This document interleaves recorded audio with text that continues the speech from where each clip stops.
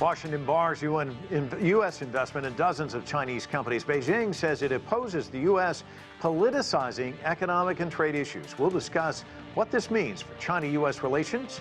Hello, I'm Mike Walter, filling in for Anna Naidu, and this is The Heat.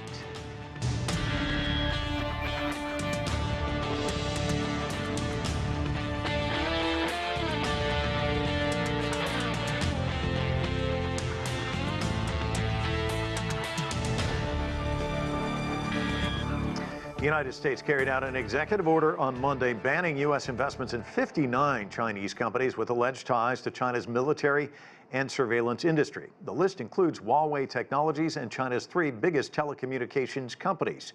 The Ministry of Commerce says China will take necessary measures to protect the legitimate rights and interests of Chinese companies. CGTN's Zhou Unfei begins our coverage from Beijing. Biden has expanded a Trump-era order to restrict Chinese companies. It bans Americans from trading securities of dozens of Chinese companies with alleged links to the Chinese military. The blacklist was first signed by President Trump last November. China Telecom and China Mobile were among the 31 firms. In June, President Biden added 28 companies to the list, which now has a total of 59 companies. It takes effect on August 2nd.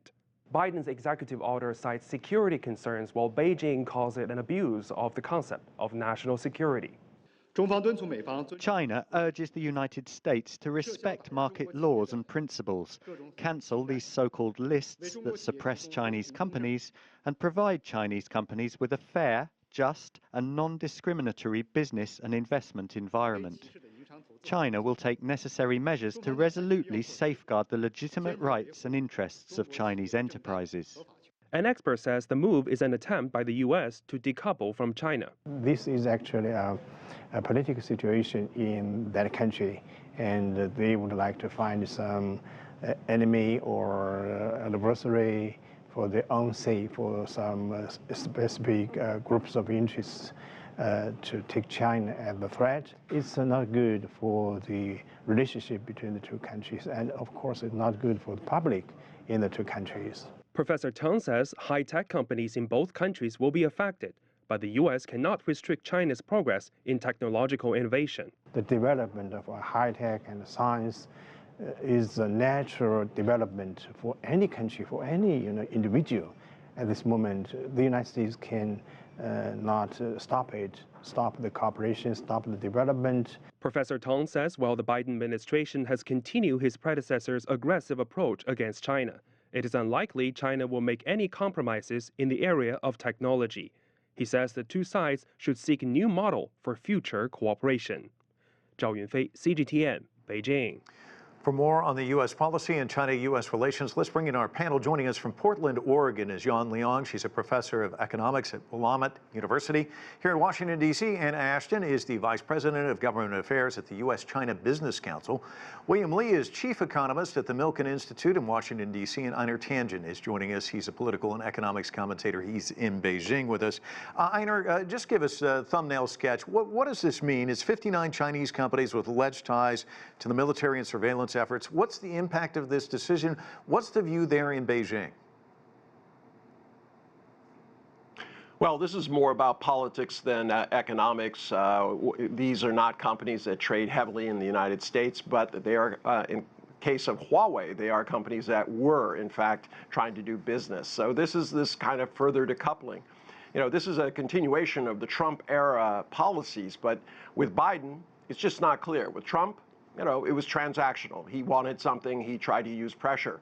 With Biden, he thinks that it's going to, appeal to a broad base of other international countries to put pressure on China. But it seems to be backfiring. China is going forward, and their companies are amending everything that they need to establish a supply chain. It's just not clear what's going to happen on the U.S. side.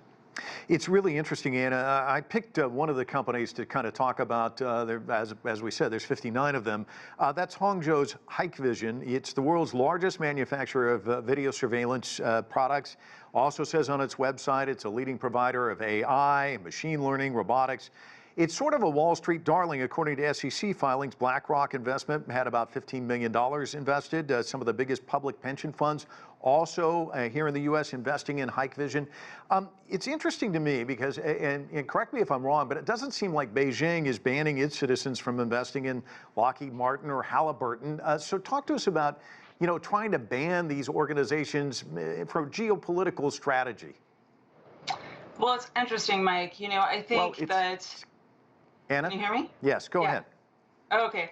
I was going to say, I think that this is tied to the fact that the Biden administration and many policymakers in both parties on the Hill are very concerned about Chinese surveillance companies potentially being, or Chinese companies that make surveillance equipment potentially being connected with repression happening in Xinjiang. And I think that is the fundamental driver behind listing that particular company.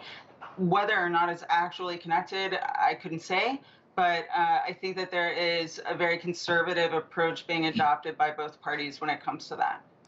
Yan Liang, these investors have a year to divest. Li Hadong, professor at China Foreign Affairs University, described the ban this way in an article. He said it's like lifting a rock only to just drop it on your feet. He feels like it's going to backfire, impact the U.S. more than China.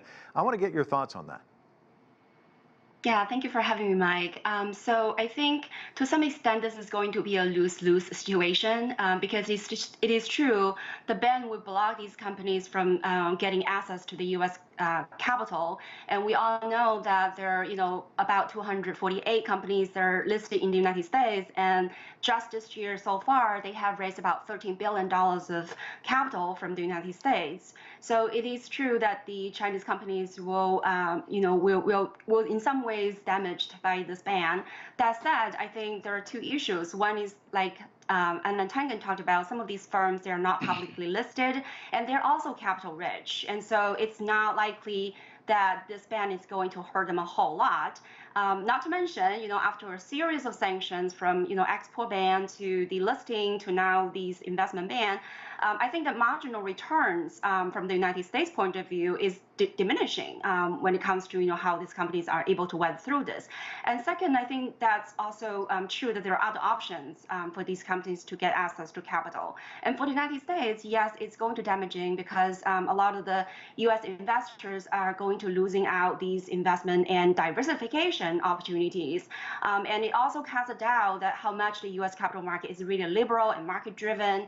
And finally, I think the U.S. is also losing an important channel to shape and influence some of these companies through a shareholder's perspective. And one last quick point that I want to make is that it's really interesting when you think about really the motives behind, right? The cited reason is because national security concerns, human rights abuse. But when you think about, at the very beginning, the Trump's ban, there are three companies, the Chinese companies, brought this into court, and two of them won the case. In other words, the U.S. government doesn't really have substantive evidence to show that military link, and it's telling court is challenging the White House's designation and said, this designation is capricious and arbitrary. And what Biden administration did was simply loosen the standard and drop this requirement of direct link to the Chinese military or state. So it's just very telling what exactly this ban is about. I agree with Anna, it's more political than economic, and it's more ideological and trying to contain China's technological competitiveness.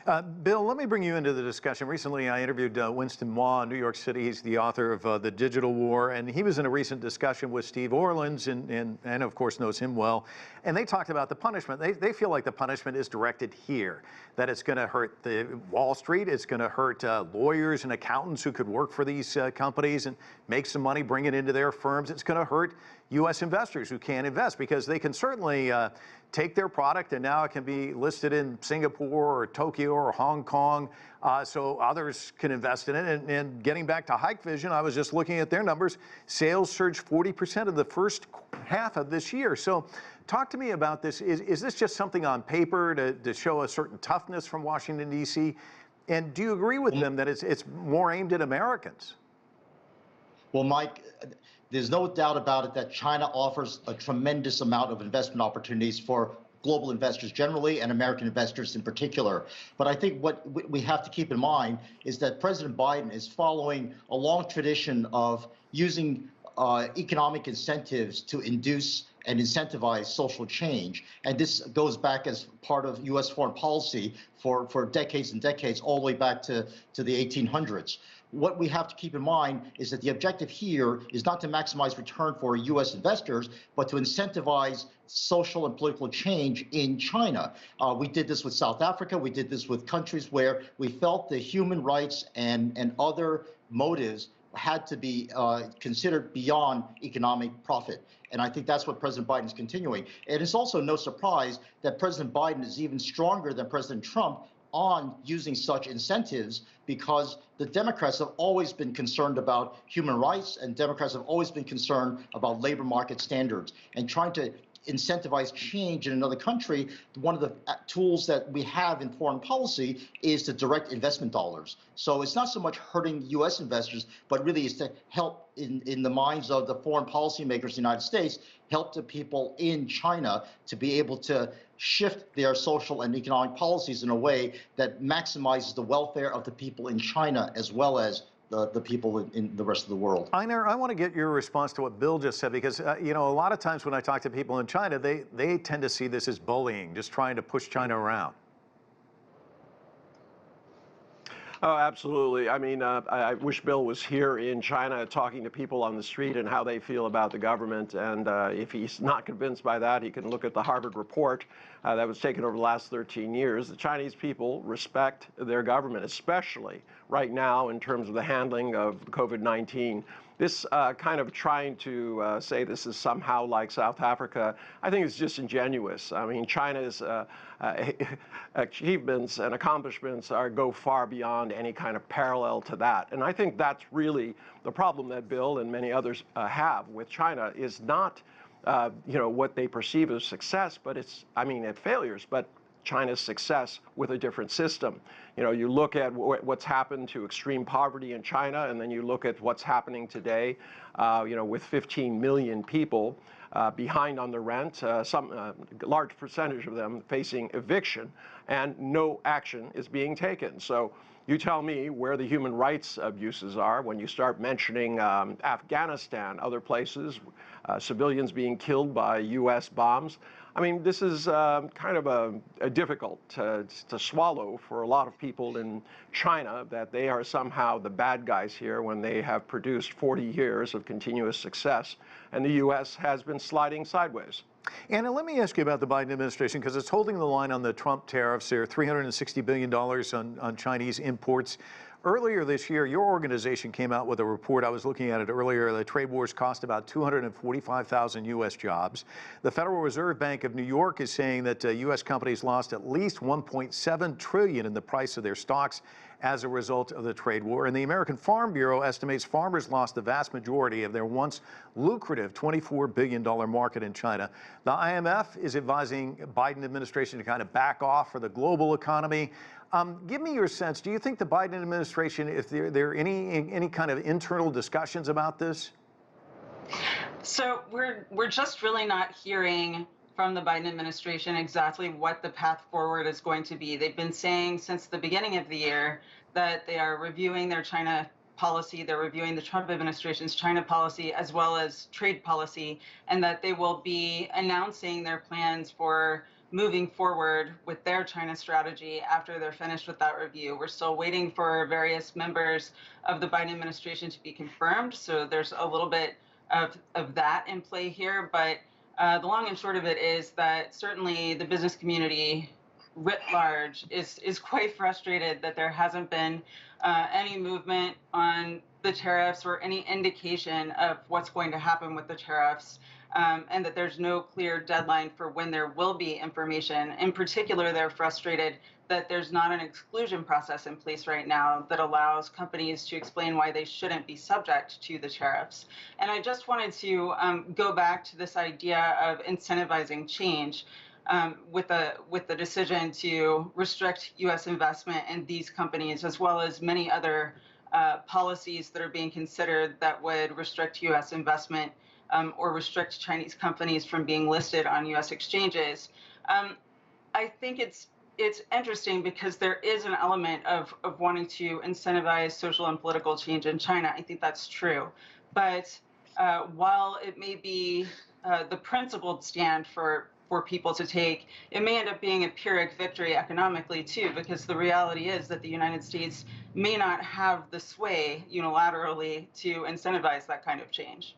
Yan Liang, let me ask you about what's happening here, because it's so interesting. When I go to China and I talk to the U.S. business people over there, they're like, I wish China would open up more. That's been a clarion call for some time, and China keeps saying, we're opening up, we're opening up. But this seems like the U.S. is kind of closing up. CFIUS has been a nightmare. I've talked to people who are trying to do business here in the United States, Chinese firms. Talk to us about that. Yes, absolutely. I think it is frustrating that as China continues to open up as it promised, the U.S. is closing the door. And I think you're right, the businesses are really the collateral damage in this whole political gambit. And I agree with Anna before that she spoke about this before. And I think, there's a fine line between incentivizing versus, exercising maximum pressure. And definitely China does not take it well. And China consider a lot of these issues are their domestic internal affairs, and it's not the U.S.'s position to point fingers at China. And we don't want to go into this whataboutism, right? What about the U.S.'s whole human rights records? It's true that China has a long way to go to improve a lot of its social political problems at home. But again, I don't think the U.S. is in the position to order China to do what it needs to do. And going back to the trade, I think it's clear that this tariff war has not really pressured China to make any structural transformations that is not aligned with its own interest. China has a lot of interest in opening its economy. We're talking about the $45 trillion value of its financial markets, and China is gradually opening that up. I think there's a lot of economic common interest between the two countries, and I think both countries could work on this. And for Biden, I think domestically, as you just mentioned, all the numbers, right, it makes a lot of sense for the U.S. not to hurt its own interest without any, gain in sight.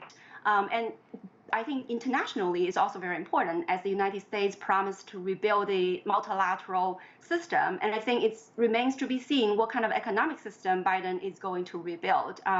So far, the administration has kept tariffs not only on China, but also on some of its traditional allies, like timber from Canada, aluminum and steel from European countries. It has turbocharged this Buy American initiatives and have not appointing any WTO appellate judges or talking or any mentioning of joining CPTPP or not. So I think it remains to be seen what kind of economic system that Biden is going to lead. It's interesting, Bill, Anna and Yan Liang kind of talking about this, where does the Biden administration go? And it's interesting, Chad Bone of the Peterson Institute says the reason it's taking the Biden administration so long to come up with some kind of roadmap is because the Trump administration was sweeping, but it was also had conflicting actions, kind of all over the place. And he said, it's toxic right now to come off as being soft on China. It doesn't matter if you're Republican or Democrat. So how long before we actually get to see what the Biden vision is, rather than just say, well, it's going to continue on this Trump path? Well, the difficulty with the kind of foreign policy that the U.S. has been trying to pursue of incentivizing social change, as well as to maximize the well-being of global economy and global welfare, is that it takes, we have to respect the sovereignty of other countries, and that's what the U.S. is exactly doing. We're not going in there and telling the Chinese what to do, contrary to what some of the other panelists have said. The U.S. respects China's sovereignty, but also it wants to say we don't want U.S. citizens to finance the kind of activities that we don't approve of. I think for investments, though, the specifics of the Biden blacklist come down much more to connections to military, connections to surveillance activities that U.S. investors could be financing that would go against national security and national interests of the United States. So I think one investment proposal that would help a lot of the difficulties here would be to have China's reporting system be more transparent and much more disclosing in terms of ownership structures and who actually manages these companies which are open to U.S. investors. The second thing is U.S.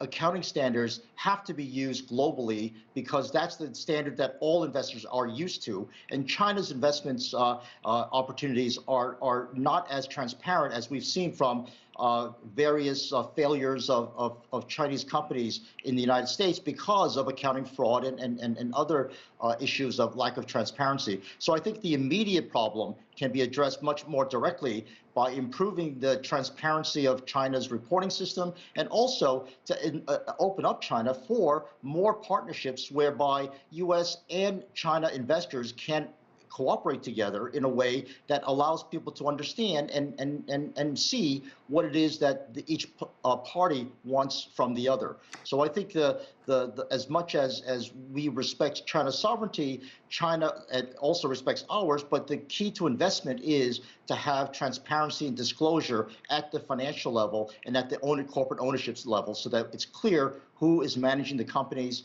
and who gives the orders and what the incentives are for companies to report information. Einar, you've heard this transparency argument several times. What's your take on this? Well, absolutely. There needs to be more transparency, and of course in the U.S. as well. I mean, the number of financial scandals there are there now. But I don't want to get into this whataboutism. The issue is, Bill is showing a Freudian slip. He keeps saying that they respect Chinese sovereignty, but China has to follow the U.S. standards. He doesn't talk about global standards. This is the kind of arrogance that is not only turning off China, but also the rest of the world. We live in a globally connected world. Chinese companies are doing just fine right now. It's U.S. companies that are having difficulties in terms of their overseas markets and competitiveness. Think about this. China is not going to be weaker in 2 years. The U.S. could be relative to China. So in those kind of circumstances, pursuing this policy, which has, as everyone I think has pointed out, and Bill was not able to defend, no end game, is really almost suicidal for American business. I mean, American businesses here in China are breathlessly waiting to see if China will do what the U.S. has done and basically start excluding U.S. companies here in China. Think of that. $350 to $400 billion annually in sales lost. Hopefully China will not do that. But, the U.S. keeps putting pressure on China. Bill says to incentivize change. I don't even know what that means if you in fact respect somebody's sovereignty. Hey, Anna, let me ask you about this point about the trade war, because we talk a lot about the trade war. We talk about bilateral relations. We talk about, the Biden administration or the Trump administration and Xi Jinping. But we don't talk about relationships, which I know you know a lot about in your organization. I was reading the U.S. Soybean Export Council was in China for decades before they actually sold their first soybean. Building these relationships, and you spend all this time crafting those relationships, getting to know one another, getting comfortable, and then you have the two governments in this spat. What does that do to those relationships, and can they be mended? Can they survive this? I think that it's too soon to tell exactly what the damage is ultimately going to be, but it's absolutely the case that business interests, agricultural interests, and many other sectors have been invested in building opportunities with China for decades now, and the politics of the last few years have certainly undermined the business relationships that were built. I don't think that this is one-sided. I think that it's coming from both directions, and there are realities here that there are some ideological differences, including things like our different perspectives on exactly what the order of priority should be when we're talking about human rights that are really hard for us to overcome. And I can understand, I think most people can understand, that the U.S. wants to ensure that what it's allowing its citizens to do in terms of investment doesn't go against our democratic principles or against our laws. But at the same time, I think it does go a little bit more it goes beyond incentivizing China to change when we're sanctioning individuals repeatedly across China. And the question is the incentivizing even going to work if we're doing it without clear partnerships with other nations? Or are we simply creating a situation where our private sector and our economy are going to pay the price, and there's not actually going to be an improvement from our perspective in the lives of the people, for instance, in Xinjiang, that many policymakers believe need help? Einar, it was 1 week ago, we saw senior diplomatic leaders from the United States and China sitting down in Tangen. Of course, that was Chinese Vice Foreign Minister Xie Feng, along with U.S. Deputy Secretary of State Wendy Sherman. Do you think that meeting made any headway in terms of bringing these two sides closer together, in terms of actually starting some sort of meaningful dialogue? Yes, I do, and I think it was basically tactical. I mean, China put out its agenda just shortly before the meeting, and I think this took the U.S. side by surprise. They weren't expecting China to list these two different areas where they think there needs to be improvements in order to go forward. Generally, China has been fairly passive, waiting to see what the U.S. was going to propose and then reacting to it. So I think you're seeing a very different China strategy. You saw that in Anchorage.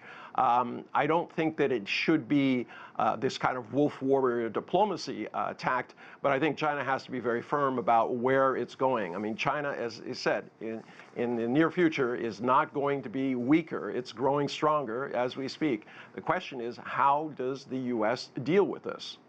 Yan Liang, China's new ambassador for the United States, Qinggang, arrived late last week, had these remarks. Let's listen. I firmly believe that the door of China-U.S. relations, which is already open, cannot and should not be closed. This is the trend of the world, the call of the times, and the will of the people. Qinggang is a very veteran diplomat, close to President Xi Jinping, saying all the right things. What do you make of his appointment? Well, I think, just now the tape that you played, I think that is really remarkable, as you also addressed to Anna just now about this integration of both countries in all areas. And so I think it will be really tragic if both countries cannot maintain that kind of engagement. And going back to, what has been said by Bill and earlier, in fact, there are a lot of places where both countries work together, be it, data privacy, be it, rule-based trading system, or be it, just human rights issues, right? So what is the common understanding of human rights? And do we agree with, this universal human rights, and how to protect that, right? If the United States wanted to, lecture China, I think that it's not going to work. But if both sides can sit down and talk about the strengths and weaknesses of each other's system, right? If the U.S. really has good experience to share when it comes to anti-terrorism, I think China will welcome some of those advice. But instead of having that confrontational approach, which I think is clear that that Biden's administration right now is talking about, we need to confront at the point of disputes and trying to cooperate, at the point where there is common interest. Right. But it doesn't seem that China is taking that strategy well. Yes. I think, the Vice Minister of Foreign Affairs talked about that, we can't talk about cooperation one day and then, let the U.S. damage China's interest the other day. I'm going to have to end it there. Apologies, we've run out of time, but it's been a great discussion. Thank you all. And that is it for this edition of The Heat. I'm Mike Walter in Washington, D.C. Thanks so much for watching.